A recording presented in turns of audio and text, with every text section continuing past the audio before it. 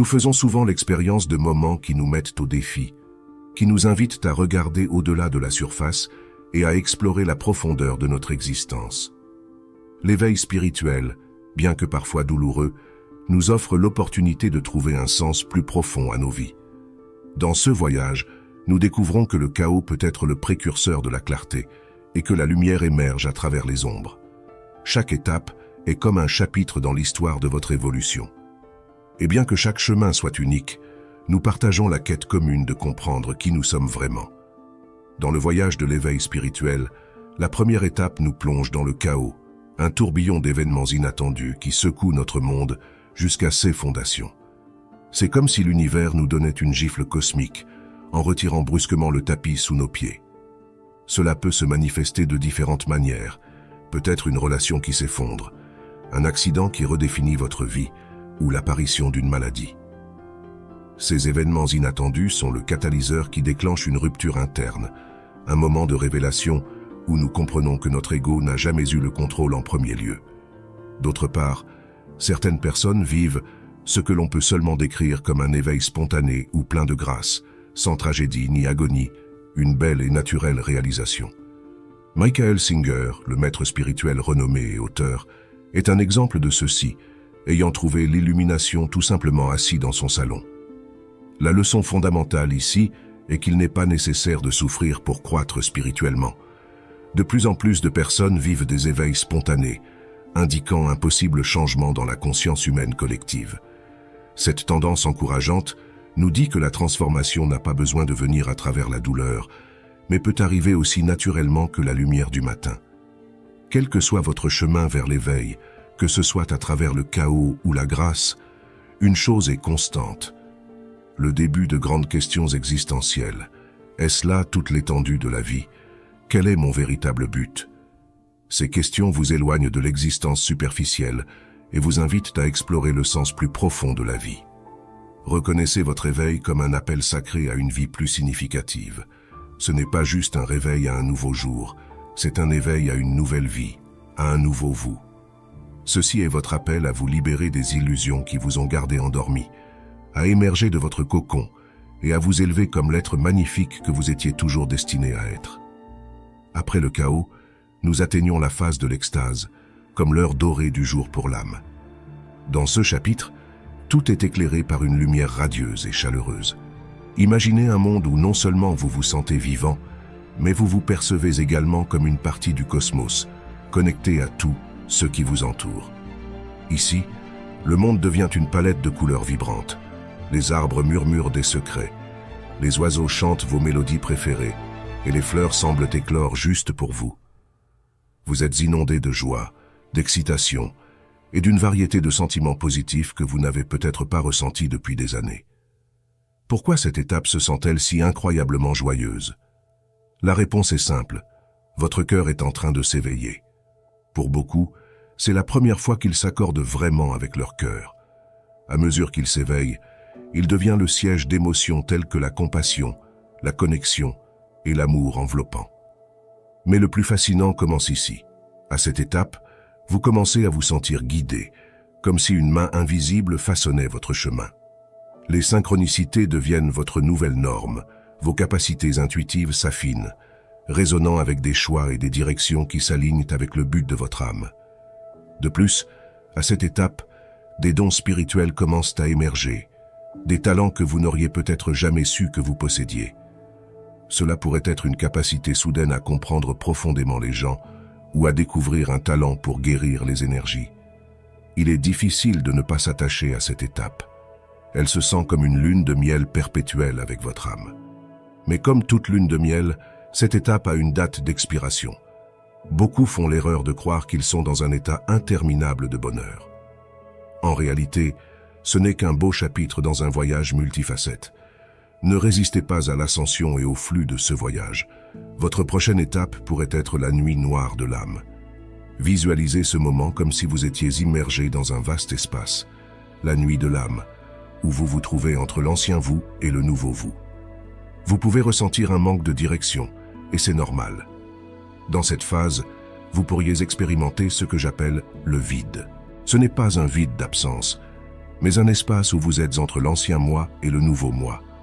Vous pouvez ressentir un manque de direction, une crise spirituelle caractérisée par la perte de sens, l'incertitude, le désespoir et des doutes profonds sur votre place dans l'univers. Ce n'est pas simplement un mauvais jour ou un moment difficile, c'est une convulsion émotionnelle et spirituelle qui se sent comme un démantèlement du soi. Mais il est crucial de comprendre que cela n'est pas une fin, mais une phase de recalibration.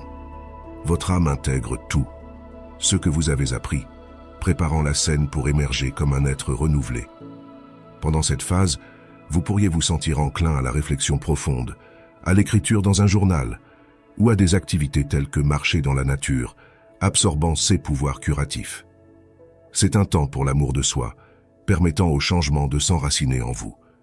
Rappelez-vous, ce vide est aussi la phase où vous pouvez découvrir des talents, des dons et des passions latents qui auraient pu être enterrés sous votre ancien ego et les circonstances de la vie. Vous commencez à écouter plus clairement l'appel de votre cœur, et suivre cet appel vous montrera votre chemin comme rien d'autre. Une fois que vous êtes prêt, une fois que votre âme sent que vous avez eu assez de repos, vous commencerez à émerger du vide, et vous serez magnifique. Vos croyances, votre mentalité, et même votre réalité physique peuvent avoir changé. Si vous regardez cette vidéo et que vous vous trouvez au milieu d'une nuit noire ou entrant dans le vide, je veux que vous sachiez que vous n'êtes pas seul. Le voyage peut sembler long et vous pourriez ressentir de l'impatience pour atteindre la fin, mais faites confiance au processus. Ne précipitez pas les étapes, chacune a sa leçon, et chaque leçon est un pelle d'agneau vers le niveau suivant de votre évolution spirituelle. Votre âme est sage, elle sait ce que vous pouvez gérer et quelles leçons vous devez apprendre. Alors respirons. Si vous avez surmonté la nuit noire et le vide, laissez-moi vous dire quelque chose.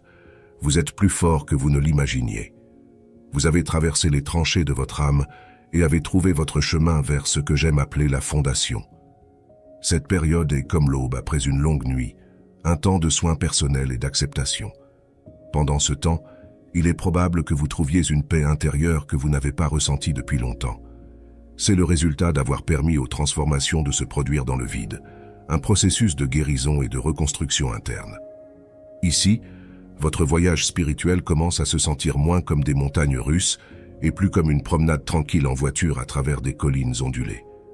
Bien que le terrain puisse encore être irrégulier, vous avez maintenant un volant solide, votre intuition et des roues fiables, votre nouvelle sagesse.